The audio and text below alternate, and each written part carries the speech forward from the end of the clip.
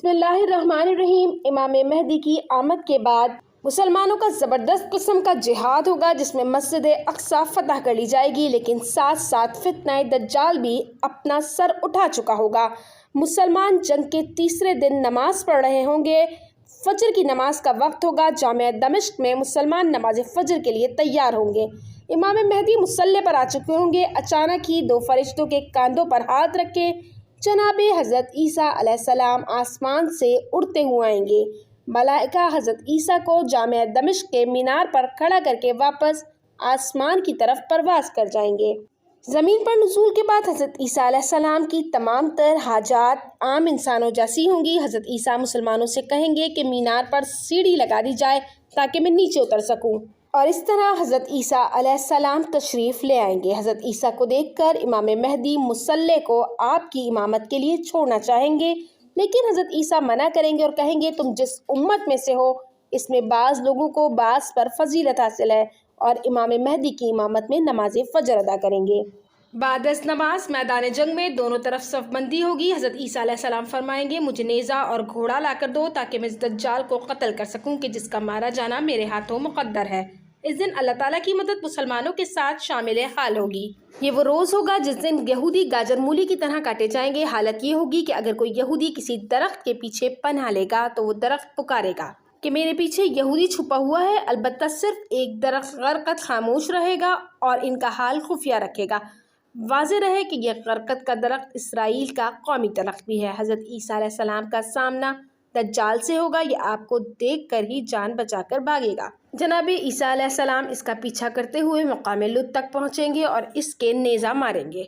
दज्जाल के जैसे ही नेज़ा जिस्म में पेवस्त होगा, इसका जिस्म तांबे की तरह पिघलना शुरू हो जाएगा। हदीस शरीफ में आया है कि हज़रत ईसा अलैहिस्सलाम मकाम लुद पर दज्जाल को कत्ल करेंगे। 10 जलीलुल क़द्र सहाबा कराम इस हदीस पर इजमा करते हैं।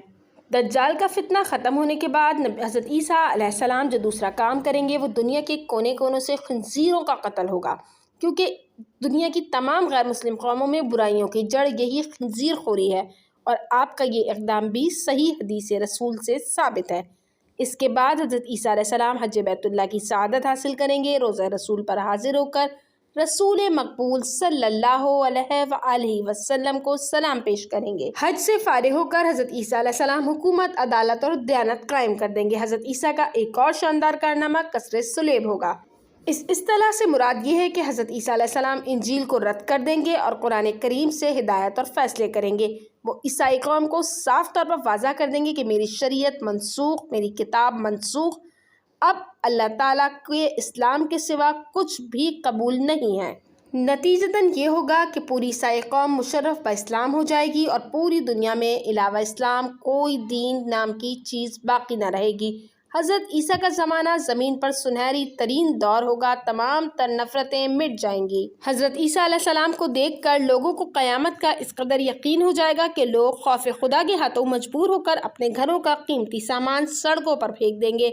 लोग ढेर के ढेर हीरे जवाहरात और मालो ज़र लेकर सदका और खैरात करने निकलेंगे, लेकिन कोई कबूल करने के लिए तैयार ना होगा। मसाकीन जवाब देंगे अगर तुम्हारे पास एक सजदा भी ऐसा है जो तुमने सद दिल से किया हो तो हमको वो दे दो इसके बदले, क्योंकि दुनिया का खात्मा करीब है। अब सजदे काम आएंगे ना कि ये माल के ढेर। ज़मीन पर 40 साल ज़िंदगी गुजारने के बाद हज़रत ईसा अलैहिस्सलाम का इंतकाल हो जाएगा। मुसलमान उनकी नमाज जनाजा पढ़ेंगे और आपके इंतकाल के बाद इमाम महदी उमूर हुकूमत संभाल लेंगे।